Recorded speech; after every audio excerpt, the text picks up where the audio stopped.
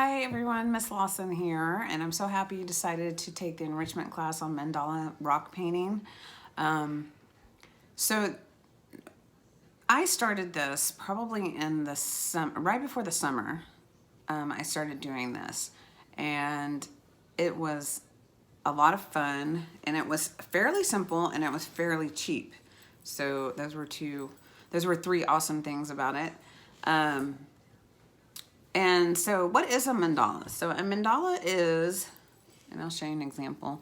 A mandala is Sanskrit, and what it means is circle. And you notice that it starts out as a circle and you build your way around. In Hinduism and Buddhism, it's a sacred spiritual and ritual symbol that represents the universe. We are going to call this dotting or dot painting.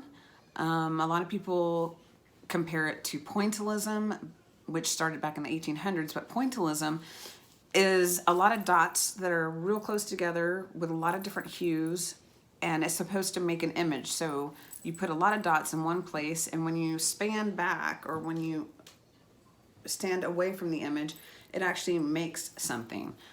Dot painting, what you see is what you get. So you place dots, and then that's all it is. You're not trying to make a banana out of it, or a heart, or a face, or anything like that. So what can you do? What can you dot? In other words, what can you do these mandalas on? A lot of people do them on rocks, and what I just showed you is a stone that I created with something called plaster cast. And I like using plaster to make stones because they're a lot smoother. But you can do it on any rock that you find. This is just a regular rock that I found outside. And I could dot this as well. And the one that we're going to do in this class, let me show you, is just a regular rock. And that's what you have as well. So you can dot just about anything. I have dotted earrings. I don't know if you can see that. Looky there. I even put rhinestones on them, but these are all dots that I've done. This is a tea light candle holder. I've started it. I haven't finished it yet, but you can dot. They have molds that you can buy. You can dot hearts on. You can dot canvas. These are little canvas sheets. Pretty much anything out there you can dot. I even have some hearts for Valentine's Day that I'm doing something on. And these are just wood hearts. I could dot these if I wanted to. So just about anything that you want to dot, you can dot. You can make necklaces out of them, Christmas ornaments, and I'm going to try to insert some pictures here on this video. I've never done that before, but I'm going to try and insert some so you can see some different ideas of what you can do. And so what's the point of mandala painting? Well, for one thing, it makes something pretty, right? But it's also a hobby for a lot of people. And hobbies are good because they are relaxing to you. And they're something that brings you enjoyment. That's what a hobby is. It's something that you do for fun.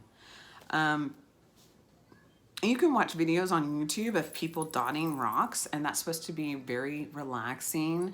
They even play like really relaxing music on it, behind it, you know, and they're like dotting. It's supposed to be real soothing and relaxing. It actually can be a career too. There are several people on the internet that sell their work and make money off of it. I have sold 3 of mine, and that's it, but that's not too bad. And I wanted to show you, so this was my very first rock at the beginning of the summer. This is what I created. This is my very first one. And within about a month and a half to 2 months, I kid you not, I had done one that looked like this. Huge improvement, I think, from this one to this one. And like I said, you can do them like this one that I did. It has little rhinestones all around it, and it has a rhinestone right in the middle. And then, of course, all this is just paint. But you can do just about anything with dotting. So then we'll go on to the next section about what tools you can use when you're dotting. Okay, guys, so you can do mandalas with just about anything that you have around the house, but they do make dotting tools that if you find out you really like this and you have allowance money and you want to go and spend it on something, you can buy these at Amazon. So they have like these plastic tubes that are all different sizes that make different size dots from really, really big to pretty small. And then these are also dotting stylus. And then they also have these. But what we're gonna paint with, and what I wanted to show you, was that you can use just about anything. This really is a super cheap hobby. You can use just about anything to dot with. You can use a Q-tip, a paper clip. You can undo that and you can dot with the tip of a paper clip. You can dot with a toothpick. We are going to be using the tip of a pencil, so it has to be sharpened, and I couldn't find a better one. This is the best I could find. The tip of the eraser and a Q-tip. We're also going to use our Q-tips to wipe up our mistakes. So some of your Q-tips need to be wet so that you can wipe off your dots that you make a mistake with. But the way we're going to use this, we're going to prime this right now. So we're going to take all the cotton off of it, like so. You're just going to scrape all that off to where you get like the stick part. And I must have like the best Q-tips in the world because I cannot get their cotton off. They're like super duper cottony Q-tips. Woo! Okay, we're getting there now. And then so that we don't have any of this little fluffiness going around, like you see how it's kind of, it still has a little bit of the fluffiness on it, the little strings, and you don't want to have that with your, when you're dotting. So just try and take off as much of that as you can.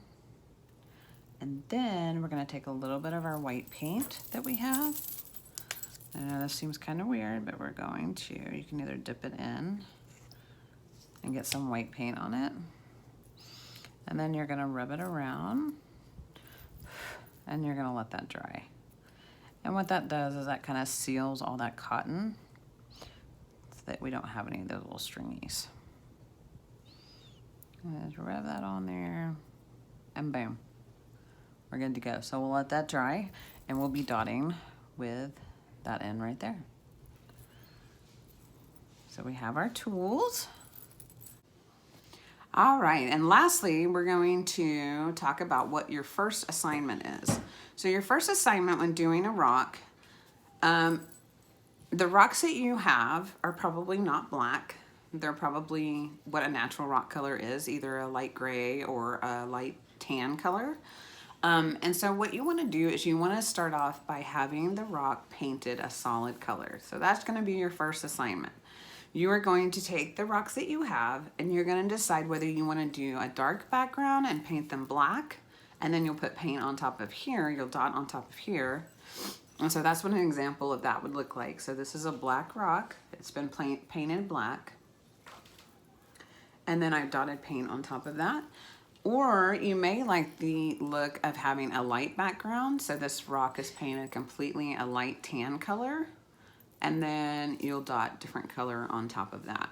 So it's your choice, but you need to paint all the rocks that you have a solid color. So either a dark color or a light color. All right. And so in the next lesson, we will actually start doing our dots. All right, I hope you have fun. If you have any questions, feel free to email me or put them on Schoology or whatever you want to do to try and reach out to me, and I'll be happy to answer them. And let's get started.